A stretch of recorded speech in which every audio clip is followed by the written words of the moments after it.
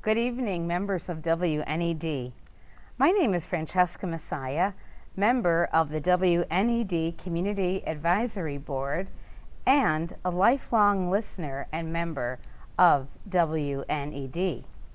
Thank you for joining us this evening, a viewing and discussion of the life of Muhammad Ali.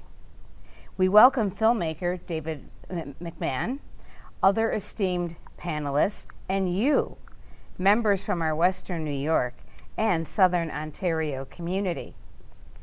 When Muhammad Ali, then Cassius Clay, was 12 years old, and you'll hear some of this in the documentary, had his new red Schwinn bicycle stolen. Clay was in tears and found a policeman to report the crime and stated that he wanted to whoop the thief who stole his bike. The policeman was Sergeant Joe Martin, who trained boxers and encouraged Clay to return to his gym and learn how to box before looking for retaliation. And the rest is history. Now, together we will watch 30 minutes of the documentary, followed by our conversation that will dive deeper into the life of Muhammad Ali. We will hear more about that besides being a boxing champion, Ali also challenged America's racial prejudices, religious biases, and notions about the role of celebrities and athletes in today's society. And we will discuss why his nickname is called The Greatest. And the greatest lives on. Why the greatest lives on. Thank you.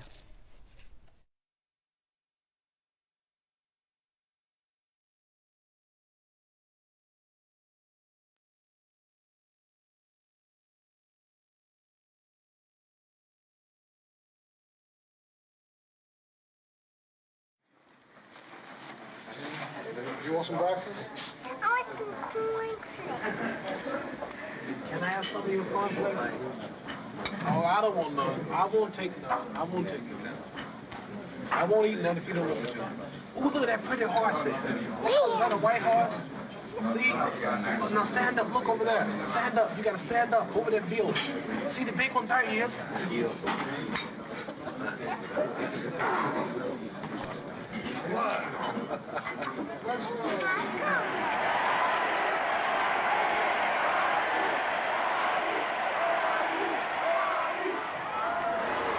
My earliest memories that I can think of as a child with my father are walking through airports and being in crowds and feeling in the vibrations of people's clapping and shouts in my chest. And just looking at my dad, like, who is this person? And it was all the time, anywhere we went. You're the greatest, we love you, and the clapping, and Muhammad. I loved feeling all the energy and the love that he felt.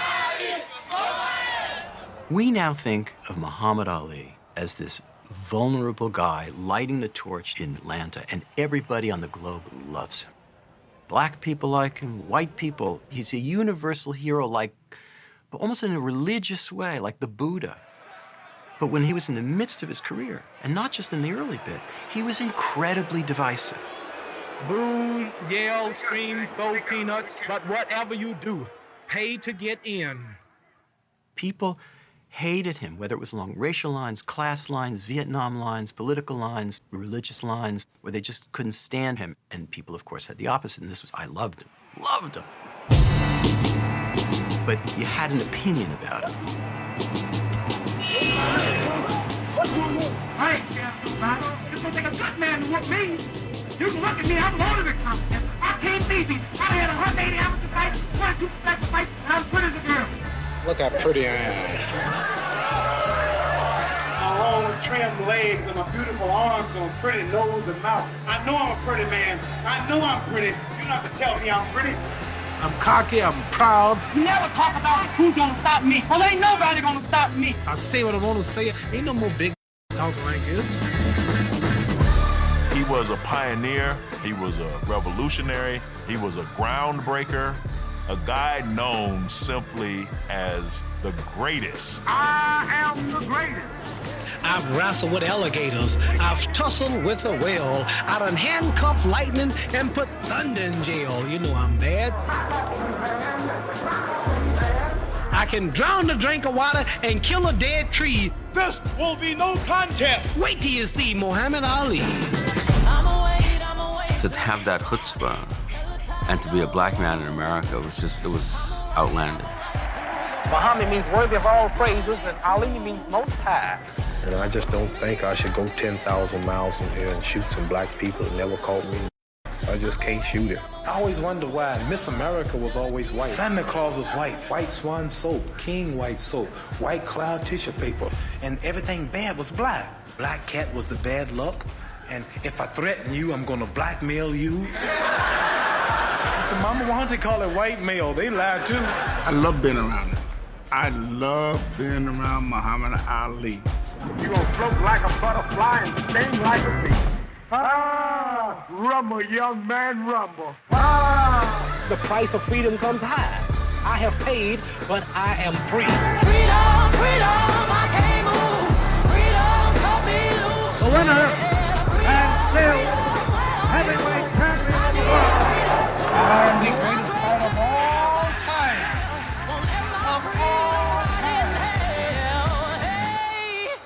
I'ma keep on running cause the winner don't quit on themselves.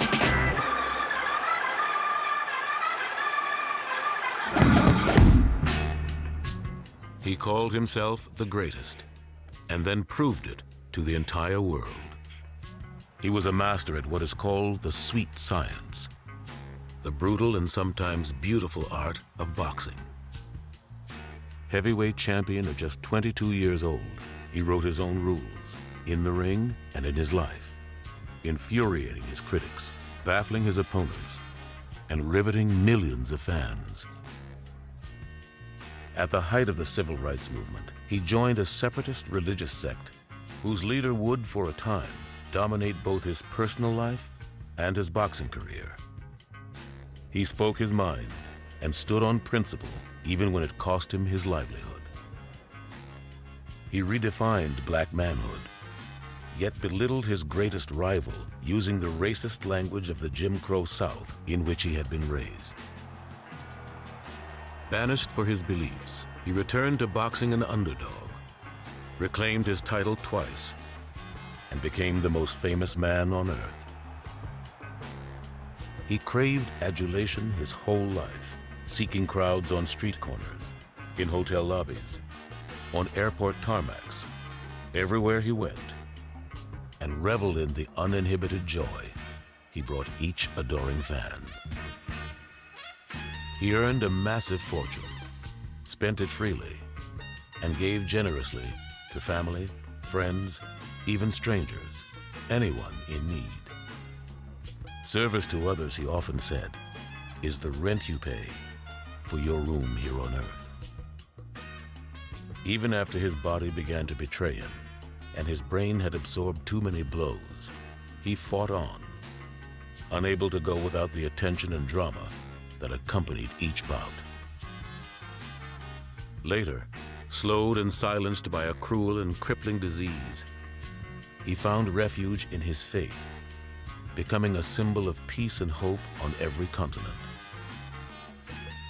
Muhammad Ali was, the novelist Norman Mailer wrote, the very spirit of the 20th century.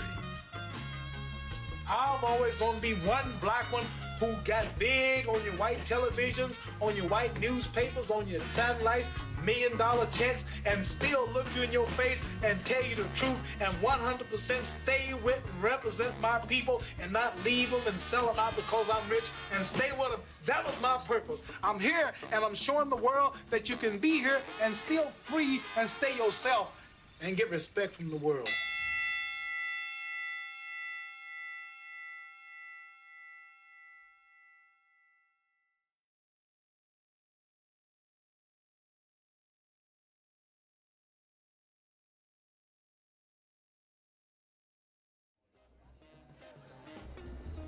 One day in October of 1954, 12-year-old Cassius rode his bicycle into downtown Louisville, while Rudy sat on the handlebars.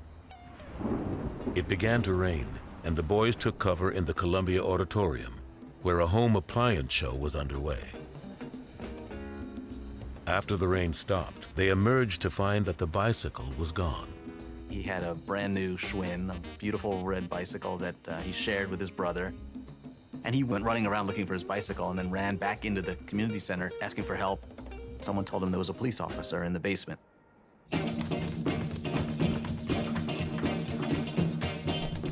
He went down, and the cop in the basement was this Joe Martin, who was running a little boxing school.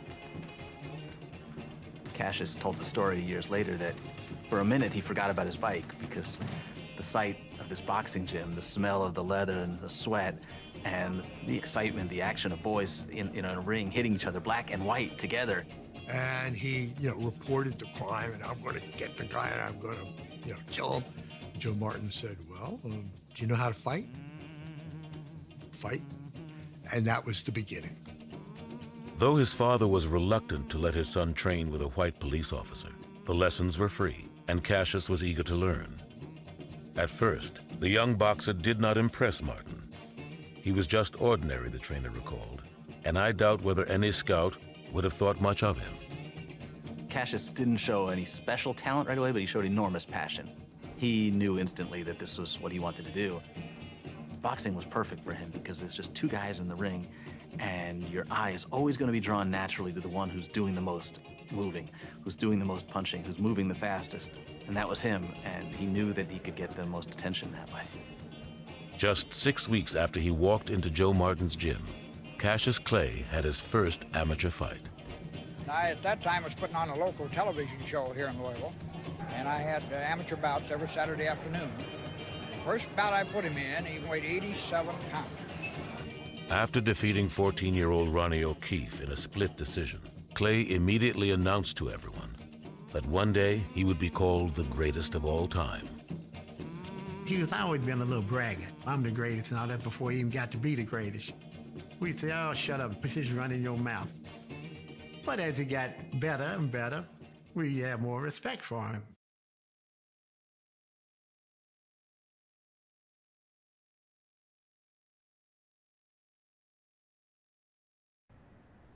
After 4 fights abroad, Ali's promoters had finally managed to secure an American venue, the Astrodome in Houston, Texas, a brand new and first of its kind domed stadium dubbed the 8th wonder of the world. Ali had agreed to fight Cleveland Big Cat Williams, an Army veteran who'd once been shot by a police officer during a drunk driving arrest. Williams had knocked out 51 of his 71 opponents. It would be the largest audience for an indoor boxing match in history. I think his masterpiece is with Cleveland Williams. That's Picasso, right? That's Baryshnikov, right? That's Miles Davis. He throws like a 10 punch combination. He's going backwards, man. Now look, look, I don't know how to define that. I'm not a scientist, but like that kind of like, artistry will never be seen again. When he did that, it looked effortless.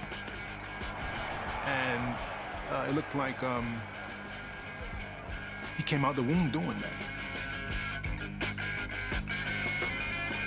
Introducing a new move he dubbed the Ali Shuffle, he peppered Williams with jab after jab as the Big Cat struggled to land a single punch. Ali floored his challenger 3 times in the second round. It was a two-fisted assault of vicious effectiveness, wrote frequent critic Arthur Daly, who declared that Ali had won over all the doubters. A minute into the third round, the referee ended the fight.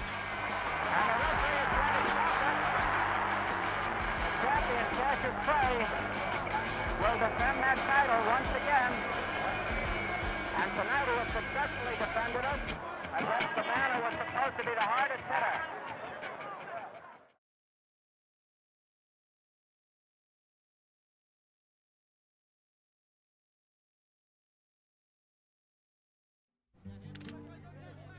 2 weeks later, an all-white Houston jury found Ali guilty of refusing the draft. The judge, ignoring the more lenient recommendation of the prosecutor, sentenced him to the maximum, 5 years in prison and a $10,000 fine. And he would have to surrender his passport. Ali's lawyers immediately filed an appeal, prepared to go all the way to the Supreme Court if necessary, a process that could take years. Ali remained free, but without his title or a license to box. He fully expected that he would one day go to jail for his beliefs. We who are followers of the Honorable Elijah Muhammad, the religion of Islam, we believe in obeying the laws of the land. We are taught to obey the laws of the land as long as it don't conflict with our religious beliefs. Will you go into service as such? This would be 1,000% against the teachings of the Honorable Elijah Muhammad, the religion of Islam, and the Holy Quran, the holy book that we believe in. This will all be denouncing and define everything that I stand for. This would mean, of course, that you stand the chance of going to jail as a result of not going into service. Well, whatever the punishment, whatever the persecution is for standing up for my religious beliefs, even if it means facing machine gun fire that day, I will face it before denouncing Elijah Muhammad and the religion of Islam. I'm ready to die. When I think about him saying, if they want to put me before a firing squad tomorrow, I'm ready to die before I abandon my religion.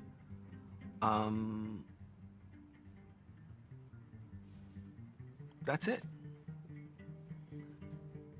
You can't teach that kind of thing in lectures, in books. That kind of thing has to be modeled. And models turn into traditions. And traditions provide people with the mechanical memory to do the right thing. That's what Muhammad Ali represented in that moment. I mean, anybody now faced with a major decision in which the right way is clear and the wrong way is clear, but the consequences are dire, now they have a model that they can fall back on, psychologically, emotionally, spiritually. That's what Muhammad Ali represented in that moment. And that, to me, that moment will live on forever.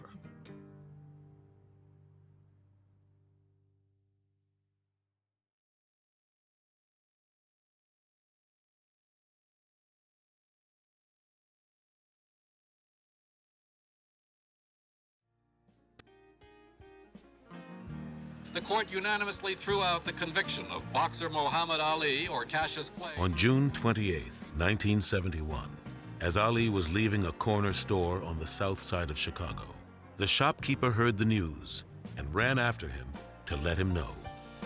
Well, I was on 78th Street on the south side and just bought me orange in a grocery store, and the grocery owner came out and grabbed me and hugged me with tears in his eyes, a little black fella, and told me that you've just been vindicated and you're free. 8 judges all voted in your favor. And he just hugged me and squeezed me. And How do you feel about our system now? well, I don't know who will be assassinated tonight. I don't know who will be enslaved or mistreated. I don't know who will be deprived of some other justice or equality. So I can't say nothing. All I can talk about is my case. And I'm thankful that the courts recognized my sincerity and my beliefs in this case. Oh, it was so beautiful. Oh, it was beautiful. I cried because I was so happy. My brother was facing a prison sentence. If he was found guilty, he wasn't found guilty. They let him go. He was right. The Supreme Court said he's right. It's just so beautiful. It shows there's a God. It was easy for him. You know why it was easy? You know why? Because he knew in his mind he was doing the right thing. Do the right thing in life, you're happy. Don't worry about what people say. Do what you think is right. Somebody asked me once in high school, what do you think about the war in Vietnam and maybe going over there and fighting? And I said, listen, I can't see any reason I'd be shooting these Vietnamese men and women. Why would I be doing that? Why would I go there? Why would I support that? I thought it was my own thought. That shows how powerful Muhammad Ali is. It was a thought that I had gotten from him, but I didn't even know I got it from him.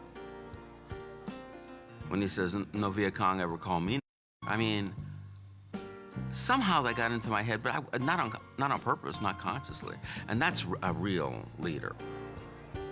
He influences you, and you don't know what's happening.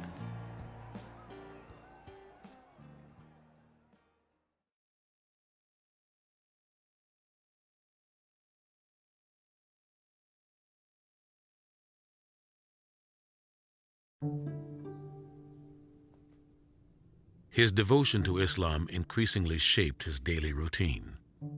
He prayed 5 times each day, facing Mecca, called friends to discuss the differences between religions, and distributed autographed pamphlets that he hoped would help correct common misperceptions about his faith.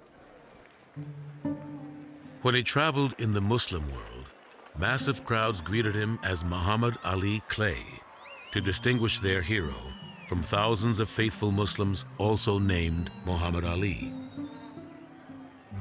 During a goodwill visit to Pakistan in 1987, Muhammad and Lonnie visited schools, hospitals, and mosques.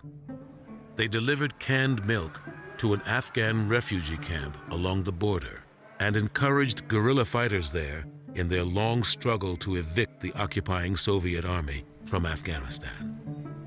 He needed love like he needed air to breathe. So the people did probably more for him than he did for them, if not at least equal. You know, so he was so grateful for the love they gave. He was so grateful for that.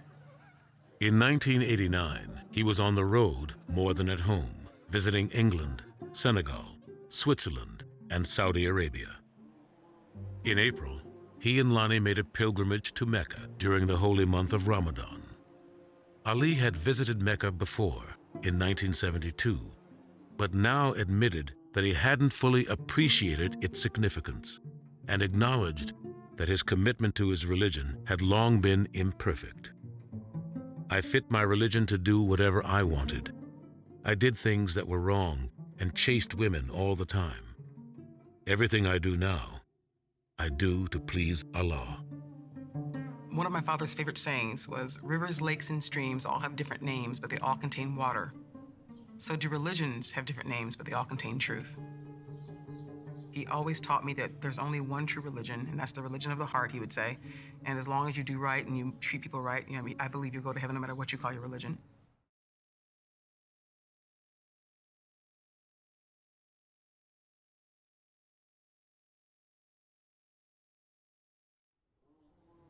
Ali, late in life, talked about this tallying angel, he called it, that there was an angel up there who counted all the good things you did in life and all the bad things you did in life. And if you had more bad things than good things, you were going to hell. And he had a very vivid impression of what hell meant.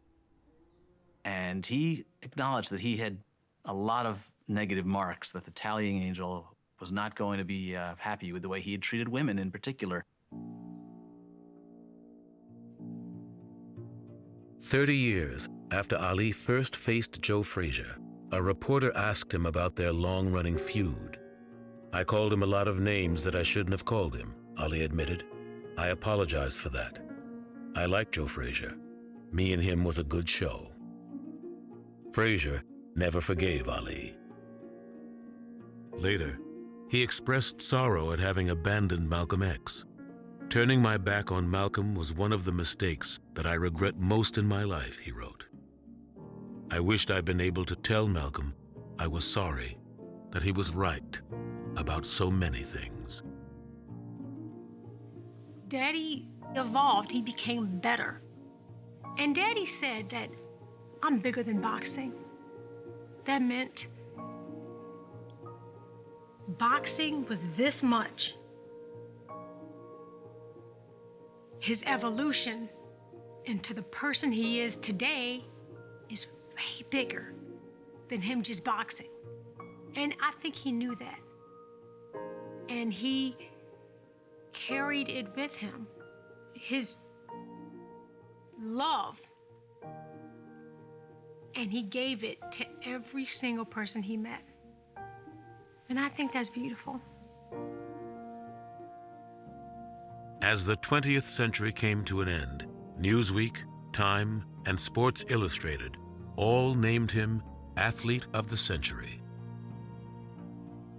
In the days after the terrorist attacks of September 11th, 2001, American Muslims were the victims of hate crimes simply because of their faith. I am a Muslim. I am an American, Ali responded. If the culprits are Muslim, they have twisted the teachings of Islam.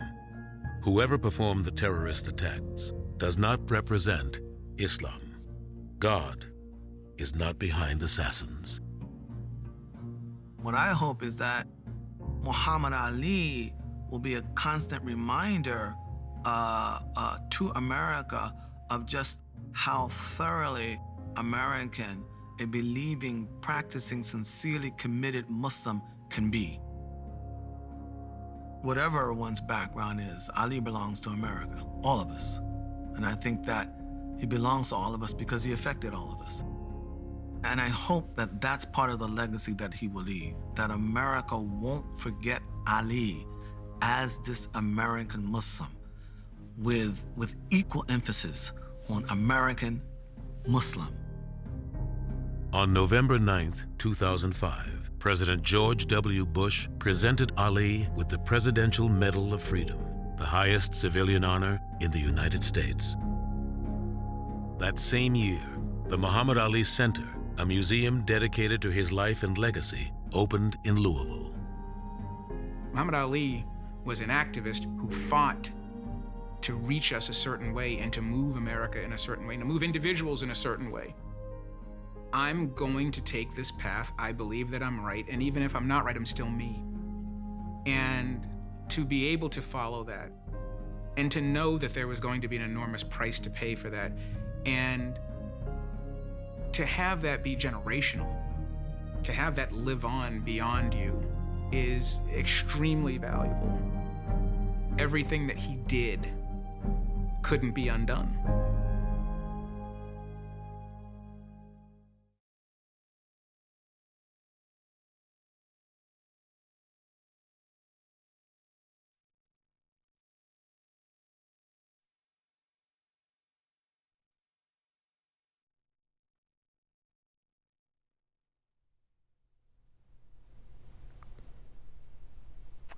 We hope you all enjoyed that. An interesting man, for sure. Well, it's time to welcome our panel for the discussion part of tonight. First, I'd like to welcome to the Muhammad Ali filmmaker, our documentary, one of the artists is David McMahon. Good evening, David. How are you? David McMahon has been making award-winning documentary films for more than a decade. With Ken Burns and Sarah Burns, he wrote, directed, and produced The Central Park Five, Jackie Robinson, and East Lake Meadows, a public housing story. Next, we have Tommy McCann. Tommy is a Muhammad Ali Community Engagement Initiative partner and Senior Director of the Boys and Men of Color Initiative with Say Yes Buffalo. Welcome. Also joining us is Dr. Christopher St. V., Assistant Professor in the University at Buffalo School of Social Work. Welcome. And Reverend Rochelle Seychelle Robinson, who currently serves as Senior Pastor of the New Covenant United Church of Christ, Buffalo, New York. Welcome. Please post any questions or comments for our panel in the chat, and we will get to them as we are able. On with the program. First, we're going to start off discussing the clips. And David, what surprised you the most while making Muhammad Ali? Well, thank you very much for having me this evening, Francesca, and for sharing those clips. And the clips really speak to the thing that I feel like we discovered very early, which is that Cassius Clay and Muhammad Ali's life is maybe best understood as a spiritual journey. And as a teenager growing up in segregated Louisville, Kentucky, all the signals were that he was a second-class citizen. He would see white kids at an amusement park, but he would not be able to get in. His father would tell him, "You'll never be able to make it big because of the color of your skin." And at some point he discovered the Nation of Islam, a black separatist sect, but had a message for him that helped him make sense of the segregated world that he lived in. And he joined, and he didn't make a big deal of that as he excelled in his boxing career, but he became a follower of the NOI pretty quickly. And as you go through his life, you can see how all of his decisions are informed by his faith. So for a while, he's following the Nation of Islam, and he's an adherent to the Honorable Elijah Muhammad. And you can see when he refuses induction into the US Army, it's for reasons of faith. He's getting his input on that from the Honorable Elijah Muhammad. Later, when the Honorable Elijah Muhammad passes away and his son takes over and steers the Nation of Islam towards a more mainstream version of Islam, Muhammad goes with him. And whether he is in the ring and he's saying a prayer beforehand, or he's explaining why he's not afraid to fight George Foreman, the fearsome slugger, or at the end of his life, as we see in the clip, as he's trying to make sense of what he got right and what he got wrong, it's always faith that's at the center. And that was a surprise. Of course, it was front and center when you think about Muhammad Ali. We all know that he changed his name from Cassius Clay and adopted this faith, but I just didn't understand how deeply it informed every aspect of his life. Thank you. That's great. A question for our panelists. Before watching the clips, what was your impression of Ali, and did it change after watching the documentary? I'll kind of start off. For me, my understanding of Ali prior to that was just a young African-American boy growing up in Buffalo. Right. And so, but I saw someone who the country saw as being a great, but I also saw the dichotomy between part of the country saw him as great and the other part of the country did not see him as that. They saw him as an adversary. And so for me, it was seeing the dichotomy between two lives in one person. Mm-hmm. Oh, for me, before I saw the clips, I had an aggrandized thinking of Muhammad Ali. I thought most of him then, and I thought the same after the fact. I might have even been a little bit deeper after watching some of those clips. Mm-hmm. Reverend. I agree. After watching the clips, I got more of an intimate understanding of who he was. I always thought that he was very comical, but I didn't know how deep and how wide his life affected the world. Yeah, thank you. How did Ali shape his public persona, and how did it differ from Ali the man? His public persona for me was that he was a boxer at first, but from even watching the video, I noticed that he was much deeper. And it was much deeper. His spiritual walk played a lot of had major impact on how he handled life. And so just watching that, the clips helped me understand him more as a full person. But what really also kind of kept me puzzled, even as a young child, was that how he was loved. You'd see pictures all over the world, and he was loved all over the world. But it seems that in America, he wasn't getting the same love that he was getting everywhere else. Mm-hmm. Mm-hmm. I think I'm not so sure that his public persona differed from who he was as a man. He had a big personality. He was authentic. He expressed his individuality, and he basically presented to the world himself. He presented himself, and I think that was one of the things that shaped his public persona, was just that he wanted to be his authentic self, and I think that was something that he taught a lot of us. Mm-hmm. Unapologetic. Unapologetic, yes. David, what did you learn about Ali, the father, from his daughters? Well, the daughters were not around to see the Ali at the height of his athletic powers. And I think what they said, and what some of the other children who do not appear in the film said, is that they sort of had to learn to share their dad with the world. And as you hear in the clip there, one of his daughters talked about that he needed to make that connection, that life was bigger than boxing for him, and they need to make that connection with the world. And as Tommy said earlier, it's that his faith and being bigger than boxing was important. The girls really highlighted that for us. And I know a question that was asked of me was after watching the documentary, were you able to speak with his daughter, the one who is a professional boxer, and any techniques or things she picked up and what motivated her to become a boxer?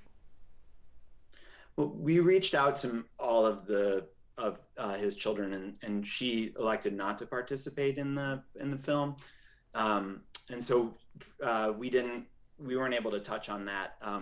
But Muhammad Ali, he would have all the kids come to the house in the summer, and they would all spend time together there, and they've all felt connected, and you can hear them all talk about that for how really little time he was able to spend with them, because he was a public figure and he was out in the world constantly. He was married 4 times. He had 9 kids. They all feel a really strong connection to him. And I think that's an extraordinary thing, a legacy that he left, was that he was able to care for them in the moments that he could spend with them and leave a mark on them that he did. And on that note, so Ali called himself the people's champion. So the people's champion, you just said he was a people's champion with his children. He was a people's champion with the world. What did that mean? What did that mean? What does that mean to you by calling himself, and David, you're part of this, calling himself the people's champion? Well, the people could see themselves in him. Okay. The people could see themselves in him. When he went out in public, he connected with people. He was in touch with people. He didn't put himself on this pedestal like other athletes and seemed out of touch. The people saw themselves in him, and he made them feel comfortable. And as he said, he was very personable, so the people felt like he was theirs. Mm-hmm. Once again, as a young black boy growing up in that time, it was someone. He was the great one, and you saw that. So you saw a black man who actually stood up, and he was proud of who he was. And we were on the tail end of the '60s, where you weren't seeing a lot of black men who were kind of proud of what they were. You saw the folks on the screen, but you didn't see the Alis. And he was someone who says, "Okay, I'm standing up, and I'm gonna be proud of what I am and what I do." Mm-hmm. Mm-hmm. Well, Muhammad Ali went from being seen as a divisive figure to a popular icon. David, what can be attributed to his change in public opinion? Yeah, well, Christopher used a word earlier. It's authenticity. And as a young black man in the '60s who had achieved enormous amount of fame, he went public with his membership in the Nation of Islam. And at that time, that organization was reviled, and people loathed him for doing this. He also refused induction into the U.S. Army at a time when the Vietnam War was still on the popular side. And so he was one of the most reviled men in America in the 1960s. But by the early 70s, people had a sort of a different sense of the Nation of Islam. Its public perception had sort of softened. And the war had proved to be a terrible mistake and was wildly unpopular by the early 70s. And so Muhammad is sort of in this space, and he's being his authentic self, and the country kind of catches up with him. And then he fights Joe Frazier. He's undefeated at this point. He's coming back from an exile. People are now feeling like he was justified or that he was principled. He was sticking to his principles by refusing induction and being exiled. He had lost a lot of money. He had lost a lot of opportunity, a lot of fame. And then he goes and fights Joe Frazier. They're both undefeated, and he loses. And I think he responds so well to that loss, and people really see his humanity. And at this point, he's becoming very popular. And by the time he defeats George Foreman a few years later to get his title back, he's got to be the most famous guy in the world. Yeah, no, that's true. Chris, does the media differentiate between the athlete and the individual? And what double standards did Ali encounter, in your opinion, as a black athlete? Well, I mean, does America differentiate between well, I'm not sure that they do, right? I mean, the whole concept around LeBron, and then the whole energy around him telling him to shut up and pick up a ball, I don't think we differentiate. I think America expects athletes just to entertain and to not have a voice. That's what I think. And as a black athlete, that's exactly what Ali encountered. He It was he took a very controversial position, and there were people that were for him and there were people that were against him, and he had to take the storm. Reverend, how did Muhammad Ali help define the role of the athlete in the social justice movement? Beer time. Yeah.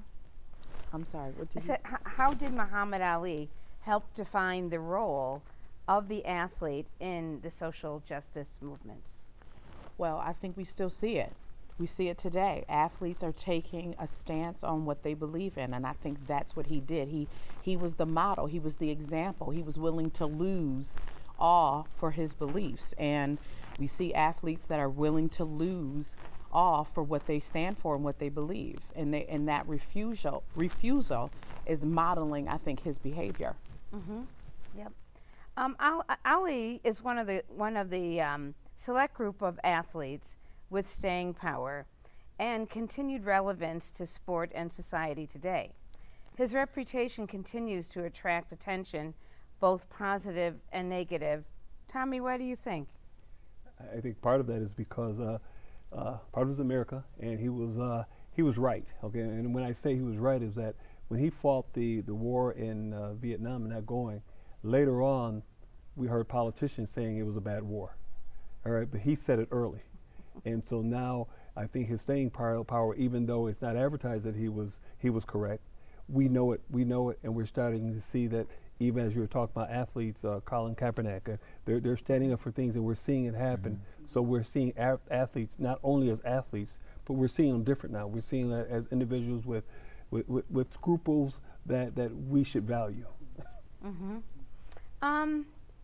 Reverend, what do you think attracted Muhammad Ali to the Nation of Islam? I think the discipline, the structure, the protection.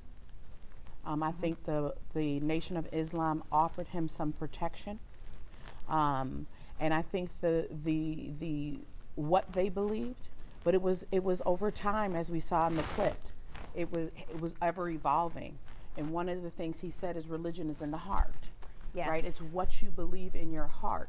So even if he didn't always agree with what was going on, he stuck with what was in his heart, and I think he grew over time to really show that his religion was what he believed in his heart. It was beyond just Nation of Islam. It was a lifestyle. He treated his religion as a lifestyle because it was in here. Yeah, and I have to say that's something we don't see many of that, of athletes, treating religion as we did with Muhammad Ali. Ali consciously objected to the Vietnam War and refused the draft. In what ways does his decision still resonate today, and what can his actions teach us about notions of patriotism and identity? Anyone? Well, I mean, his protest was symbolic. I mean, it was symbolic. It was revolutionary, and you got to remember in time. I think it was 1966, 1967 that he did that protest. That was right before the protest at the Olympics with Tommy Smith and John Carlos, as well as the protest of Kareem Abdul-Jabbar for the Olympics in 1968 for his stance as well. So I mean, he had a huge impact then, and he continues to have a huge impact now. And the gentlemen that you mentioned, they were the ones who, when they went to the Olympics, used the fist. Tommy Smith and John Carlos. Smith, Yep. Yes. They did that in 1968. So of course Muhammad Ali had a role. Seeing Muhammad Ali engage in his protest had to play a role in theirs, as well as Kareem Abdul-Jabbar's protest. Real simple. I think it allowed individuals, especially those involved in sports, and also African Americans, to begin to stand up for principles. And also when you had the camera on you, you were able to now say, I can stand up for principle even when the camera's on me, understanding that there was also some additional support. And I think some of that support stems from what Ali did. It garnered the support in the just the general world. And if Americans respect anything, they respect rugged individualism, independence, and autonomy, even if they're wrong. So the fact that he stood up for his principles, that's an American value. To stand up for it, to stand up for something you believe in, even when you're wrong. And America recognized that, and that's something that America had to respect him for. Everyone had to love him for that because of his stance and you know, just the fact that he stood on principle for what he believed in, which a lot of us, you know, tend not to do. How about David, your thoughts? Yeah, I think you can't understate the scale of the sacrifice that Muhammad Ali was willing to make when he refused induction. I mean, the money that he lost, the amount, he was at the height of his athletic powers. And when we see him in the clip fight Cleveland Williams, as Michael Bent says, that's Picasso, that's Miles Davis. I mean, no one can touch him. They can't reach him with a punch. He's unbeatable, and he was willing to give that up. By the time he came back from his 3.5-year exile, he was not the same fighter that he had been. He had lost a step. And as he says in the clip, you know, I'm willing to die for my beliefs. He's putting his faith ahead of his athletics, and even the enormous sacrifices that athletes make today to speak out. I just think it's on a different scale. He was also somebody who, the athletes who came before him, like Jack Johnson or Joe Louis, for example, you know, Jack Johnson spoke up and they ran him out of boxing and they ran him out of the country. Joe Louis was told by his white handlers not to say anything, just to behave in a very particular and quiet and respectful way, or he might lose a chance to continue defending his title. And then comes Muhammad Ali, who doesn't care about any of that. He's going to be his authentic self. And so he's always committed to being who he is. And I think that begins to resonate. It resonates for a certain group at first, but by the time he steps out of the boxing ring for the last time, he's got to be the most famous guy in the world. When you really think about it, him walking away from that money then was exactly what Dave Chappelle did, right? Yeah. It was what Dave Chappelle did in our time. It was what Muhammad Ali did then, walked away from all of that.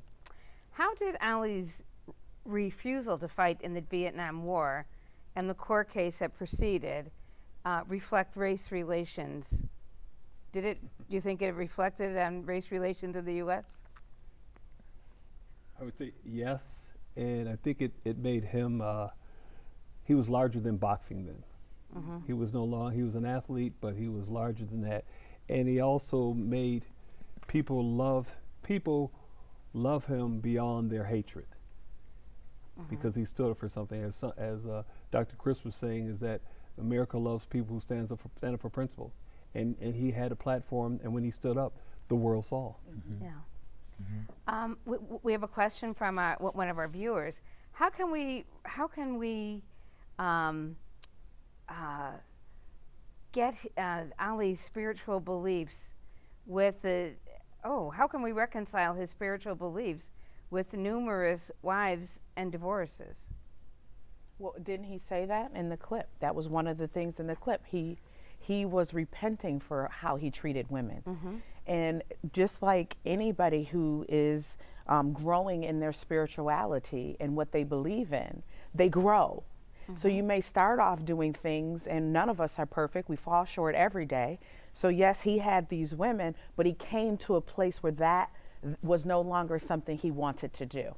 So I think we're everybody is evolving in our spirituality. We're all growing, we're all getting better. And he showed that throughout his life. Yes. And along that note, Ali is known as the greatest of all time. How did Ali view his legacy? I think his daughter said it the best, right, on the clip, that, you know, that he evolved, that he changed, and that he saw his transition. He was watching it himself. There were some things he regretted, you know, and I think he was still growing. I don't think we stopped growing, and I think that's also something we learned from Ali, that, you know, even in the later years, he was still self-reflecting and still kind of taking a look back and judging himself and seeing how he could still be better. And I think that's something else that we could learn from him. And his daughter even said too in the clip, right? He was bigger than boxing. He came to that though. In the beginning, I think boxing was everything, right? Exactly. And even I think David was saying he didn't have a lot of time with his children, right? And so he realized at some point in his life, I'm bigger than boxing. It's more to me than that. I can remember looking at the clip around the '96 Olympics when he actually lights the torch. And when he lit that torch, he was he was Ali for the world. Yes. And as he did it, but that means that he stood there understanding someone who was in the prime of their life, who was fit now, has to stand before the world, and they have to see my frailty. And I think that part of his transformation to be at the point where I can stand in front of the world, even with my frailties, and still light a torch that will touch the world. And still be the greatest. Right, that was like towards, I don't know, it was towards the beginning of his Parkinson's, but I remember that so vividly when that was amazing. That really was. How did he use his celebrity? David? How did Muhammad Ali use his celebrity? Well, Muhammad Ali begins calling himself the greatest long before he had any right to call himself that. He just seemed to understand a couple of things. One is that the more attention he drew to himself, the more likely he would be to get a more important fight. The people would turn up, and he figures out whether they love me or they loathe me, they're going to be interested and they're going to come and see this. And so he uses his celebrity early on to draw attention to his initial objective, which is to be the heavyweight champion of the world. And he was a great promoter, and the promoters used to always say about him, he does the job better than that we do ourselves. And so he felt he was here for a greater purpose than boxing, and he used to speak about that on camera all the time. But what I really marvel in is what he did when the cameras weren't there, which is that, and his children would speak to this, and others who spent time with him would speak to this, is that he was always looking for how he could help someone.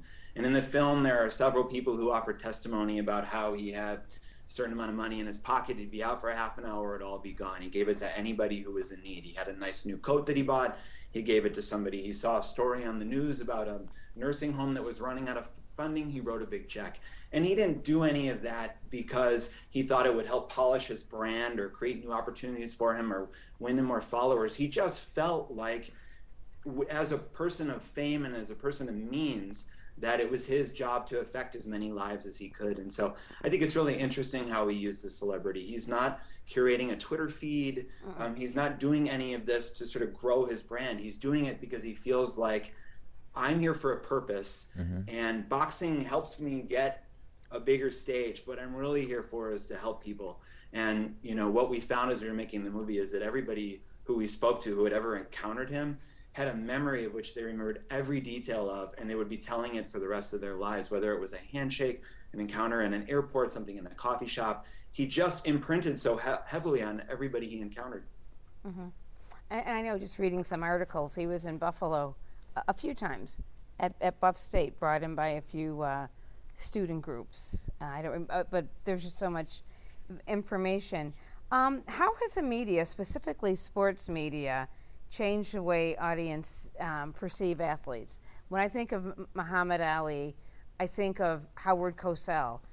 Did we really know who Howard Cosell, for those of us who remember him, did we really know who Howard Cosell was before? Because they seem to make each other, but the question is, how has the media, specifically sports media, changed the way audiences perceive athletes?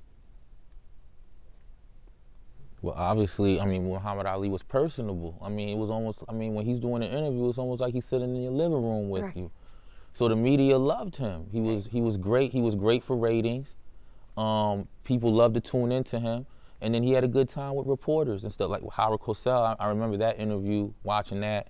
And, you know, that was just a great interview. It seemed like Howard Cosell had a really great time during that interview. So he knew how to talk to people. He knew how to talk. He knew how to get his personality was just glowing.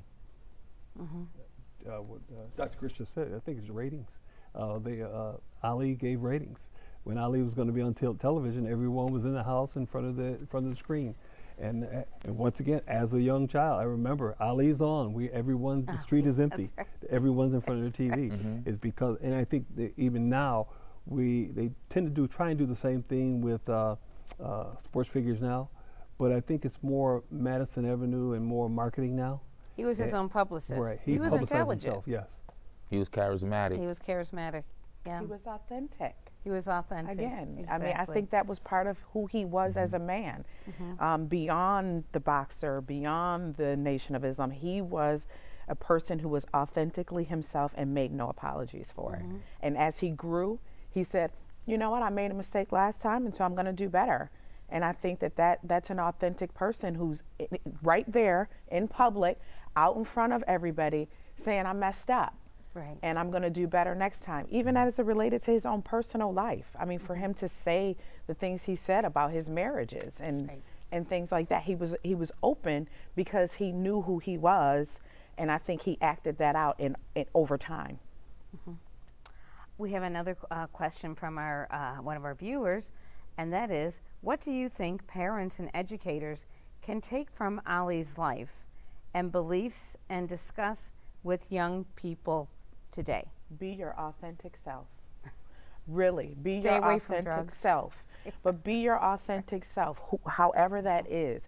And then know that it's an evolving thing. It's not something that you may do in first grade. You might do it in fifth grade, but it's introduced to you in first grade. So as educators, that's how we educate our children, to know that, look at his life. He made mistakes. He was haughty. He was the greatest before he was the greatest. But, you know, I told my son he was the greatest from the time he was 2 or 3 years old. And trust me, he thinks he's the greatest today. That's what I was going to say, is that he had to first believe he was the greatest before he become the greatest. So what we can learn is that helping our young people understand, once they found their purpose, who they are, and then how to walk in that purpose. Yeah. And I also think having the fact that when he started, after someone stole his bicycle, he got involved in organized sports, and it was free. You know, and it just goes to show, I mean, those things still work. You know, organized, free, especially when they're free, activities work in helping shape the minds of our children. And I'm sure that police officer who had the boxing in the basement was trying to keep those young people off of the streets. Yeah. That was his way of doing that. That was his way of giving back. David, any comments about parents and educators, what they can take from Ali's life to help shape the lives of young people today? Any thoughts? Yeah, I really think it's what the Reverend said. You know, after he defeated Sonny Liston to become the heavyweight champion of the world, and he was at the press conference, and he said to everybody, they're asking him questions, he's telling them, I'm not going to be as bombastic anymore. You write it, you watch, I'm just going to do my thing in the ring. And then he says, I'm free to be who I want to be and think what I want to think. I don't have to be who you want me to be. And I think it's a kind of declaration that still echoes just as profoundly today. And it's be your authentic self. And that's a message that everybody can connect to. And it's maybe the most important gift he gave us. So what makes Ali so influential today? And how would you describe his influence? I mean, I think you just touched on it in terms of, you know, his influence, in terms of what we learned from him. The first question you got from the audience around his infidelity or whatever, his experience with women, I think even that is, we want to present that. I think we have a bad habit of presenting our heroes in this pristine sort of framework, and I think we need to be more raw with that and give them also the mistakes, the bad stuff as well. And I think when we teach Ali to the kids, I think we give them the whole thing. I think we give them everything, including the stuff that's not so tasteful, because then they understand humanity in the full experience. You know what I'm saying? That you are an individual, that you're not your mistakes, and that you can learn from your mistakes, and that you can grow from them. And so not only are they learning authenticity, but they're also learning hard work. They're also learning passion. They're also learning independence. You know, there's a lot of things that they can get from Ali besides authenticity, which is probably his most, you know, the greatest character. But you know, there's a lot of things. But I like what you said. You are not your mistakes. You can rise above that. Forever evolving. He actually, one of the quotes was, service to others is the rent one pays for a spot on the room on the earth. And that was given back on the clip by his daughter. Yes. And so that means that that was passed down to say whatever happened with infidelity or whatever. it showed that he was a great father. And so somewhere in the process, he knew how to pass stuff down from generation to generation. I've seen several clips of his other children, and very rarely do you hear anything negative from his children. So that somehow, even with his mistakes, he figured out how to overcome those mistakes. So maybe that's something we need to be passing on to our children, is that you're going to make mistakes, you're going to fail forward, and then learn how to overcome them. And look at his influence in his daughters' lives. I think David said it. He would get them all together, even though they were from different, and they found a connectedness. Where did that come from? Where did that connectedness come from? They had to connect on some level, and maybe the way that they connected was their love for their father, or maybe it was something that he was taught, or maybe that he influenced their lives to want to be connected and be together because they were siblings.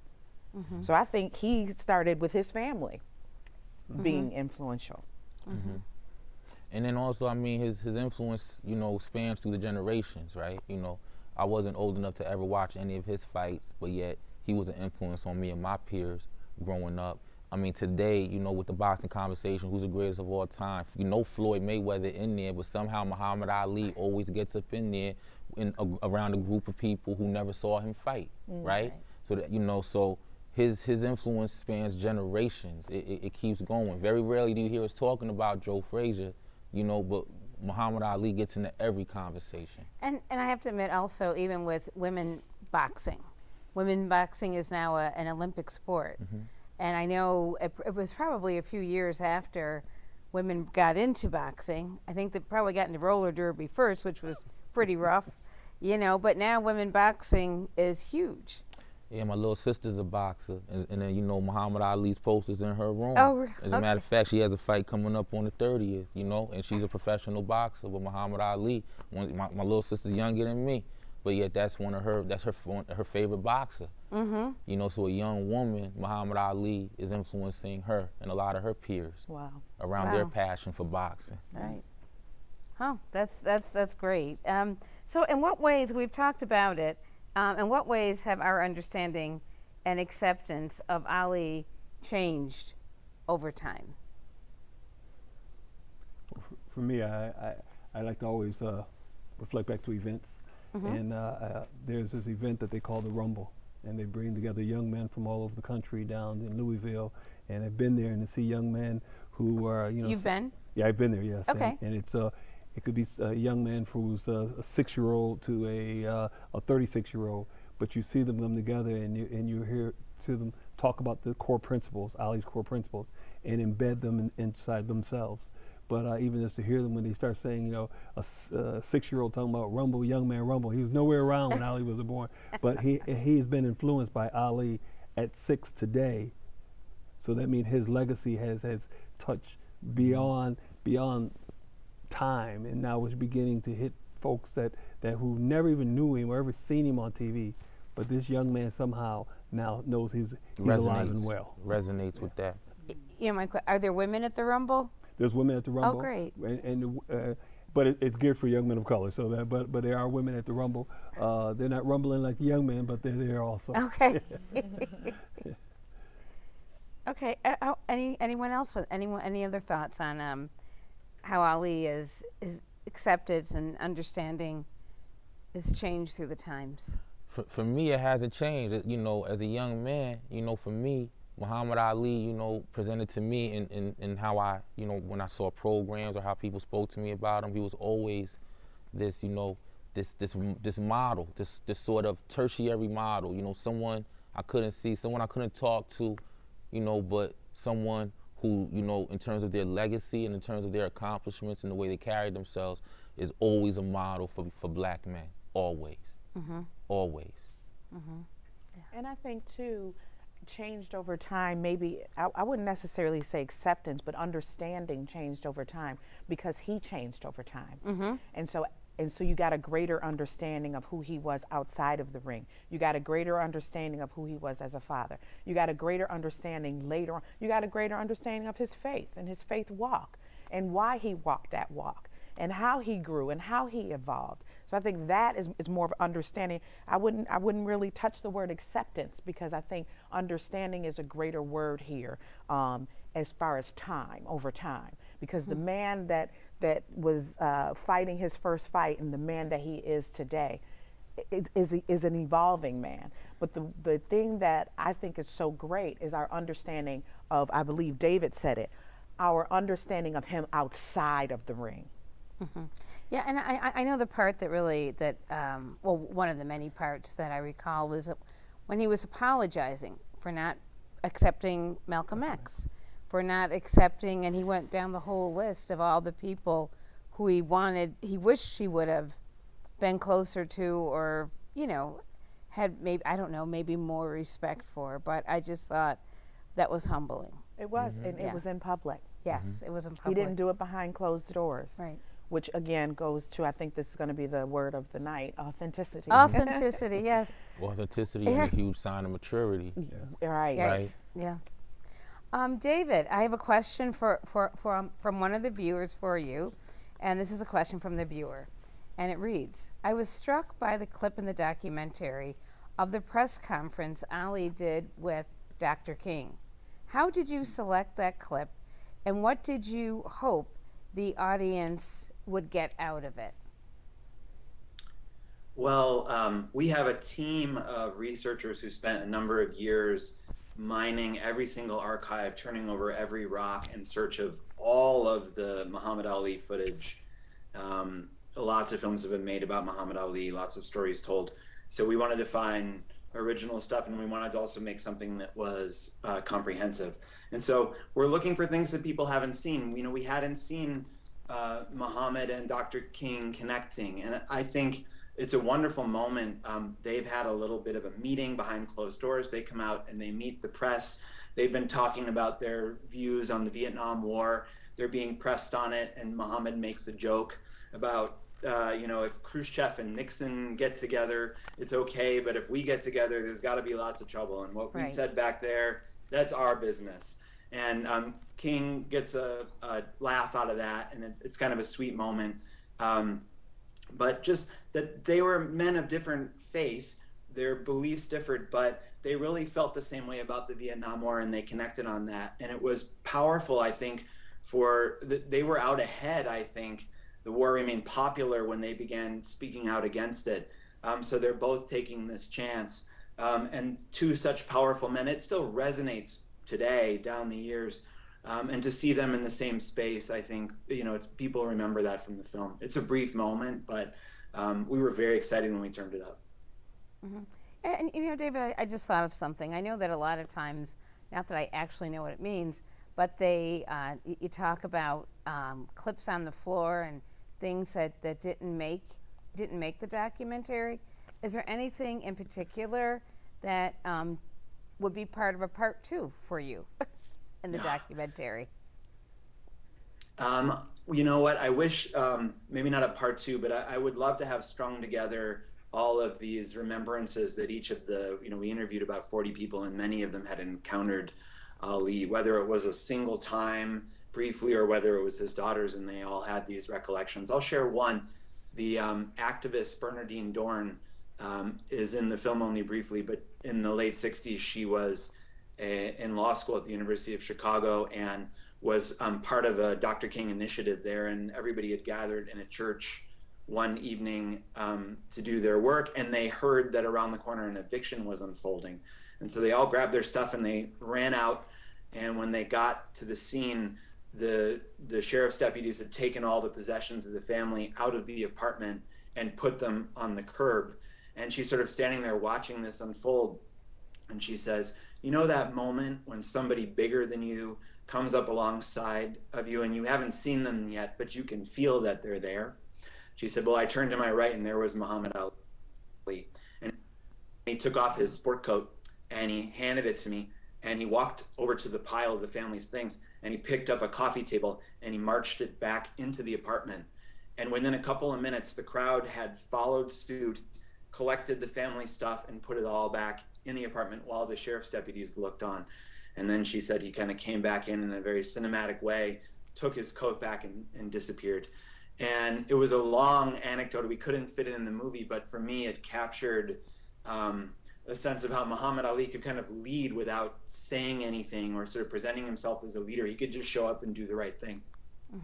Yes.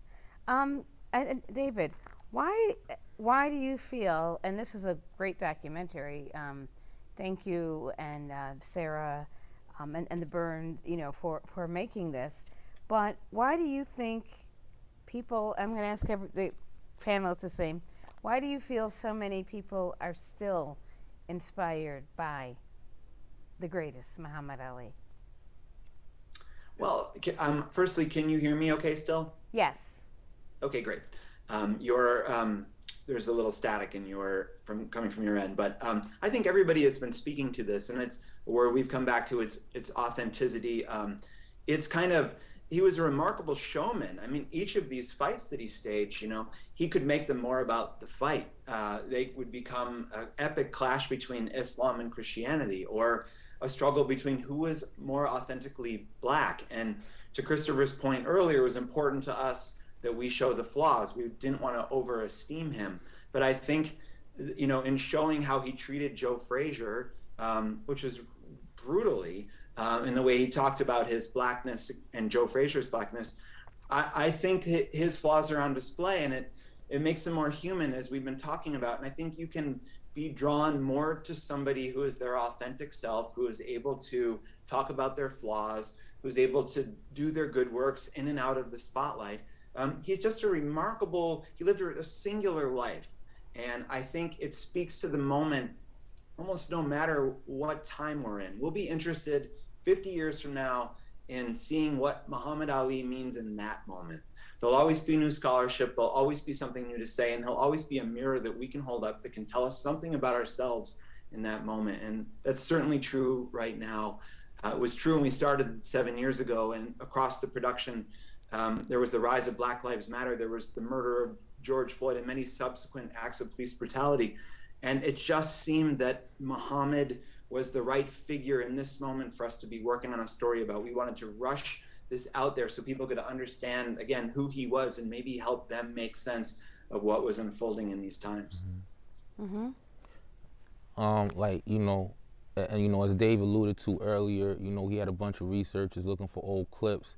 Muhammad Ali is the kind of person that you watch some old footage of him, anyone watches it, they'll get something out of it.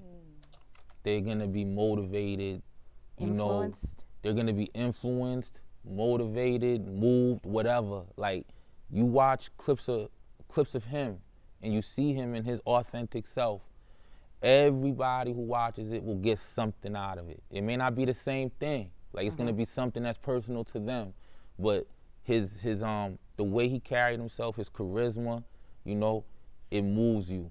It moves everybody. Yeah, that's my feeling. And Chris said it. His sister, who wasn't even, he doesn't even really know Muhammad Ali per se, right? But that is who she's inspired by. And so I think a lot of it, and I'll just speak to his faith. Watching his faith walk is a great way to get inspired about what your faith walk looks like. So as you walk and you say, this is what I believe, regardless of what that is, if this is what you believe, how are you walking it out? How are you becoming better? He's that inspiration to say, look what he did, and he did it in the public eye. You just at 120 Jefferson Street, right? Nobody's even looking at you. But you can, like Chris said, you can look at his which I've been doing and getting ready for this, look at clips of him, and you're wowed as if it was yesterday.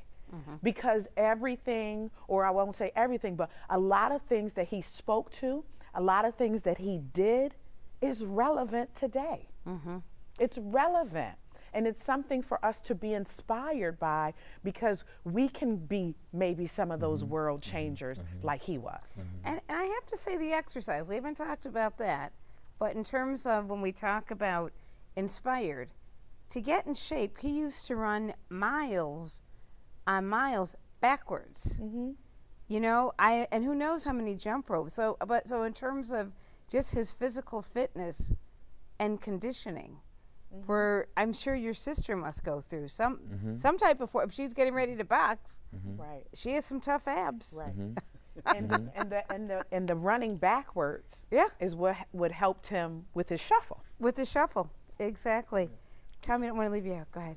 I was just, as you were talking, for me, it was his self-confidence. Working with, especially young men of color, is getting to the point where a lot of folks will see him almost as cocky, but I don't see him as cocky. I see him as one who knew who he was at an early age.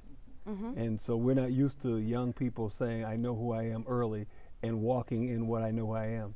And so pulling from that, I would say for young people we work with, using him as an example of finding out who you are and then being willing to walk in it, even when everyone else don't see it yet. Yeah. He saw the best in me when everyone else could only see the worst in me. But I also, I guess I came away from watching the documentary, again, with his level of intelligence. I don't know if he would have been Mensa, but his level of intelligence, how he was able to put words together and poetic, and he didn't study from anything. He didn't write anything down. I mean, to me, that was all part of, watching him, I don't know, was it Saturday, with Dad? I have no idea, but watching him and thinking, where did he get all that from? So I mean, that his level of intelligence and athleticism and how he changed the country and changed his name and it's his discipline. Discipline. Right? So that intelligence came from his discipline. So not only was he disciplined to run backwards, but he was disciplined in his studying, whatever that studying looked like. And that's how he can just say the things that he said and sound intelligent. Authentic. And was intelligent. Yes. Yeah. Well, any closing comments? Anything else before I wrap it up? No? David, any closing comments before we wrap it up? Thank you to Dave for this. I could pick up on most of what was being said there.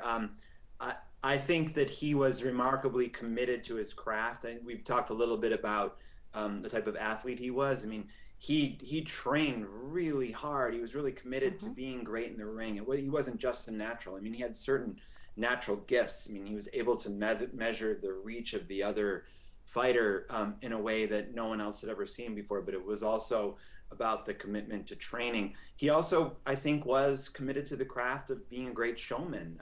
He loved to practice magic. He was incredibly quick-witted and sharp, and he loved poetry. He worked on those poems with Boudini, his cornerman. I think he wanted to be a highly respected showman, and he wanted to be known, of course, as the greatest.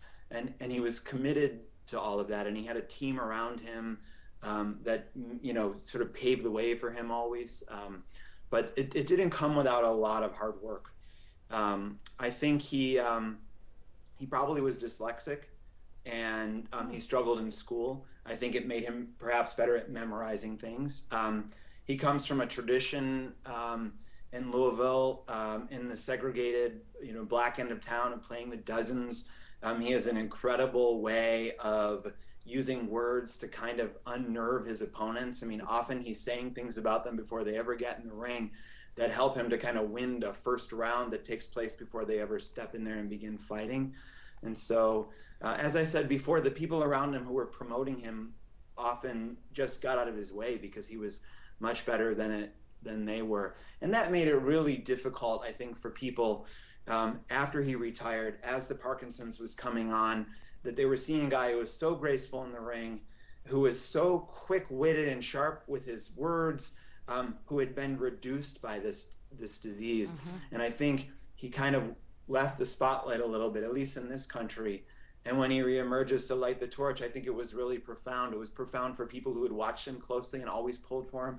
It was profound for people who had loathed him but had come around to see things more closely the way he had. It didn't matter to him. He was happy to feel all of their love and give all of his back. I think that his daughters speak to that as well, that he needed that connection with people, but we needed it from him as well. Yeah. Well, on that note, I want to thank everyone. Thank you, David. Thank you, Reverend Robinson. Thank you, Tommy. Thank you, Doctor. Dr. Chris, thank you. And for the Buffalo Toronto Public Media, I'm Francesca Messiah, thanking our panelists and viewers for a great conversation tonight. Bye-bye.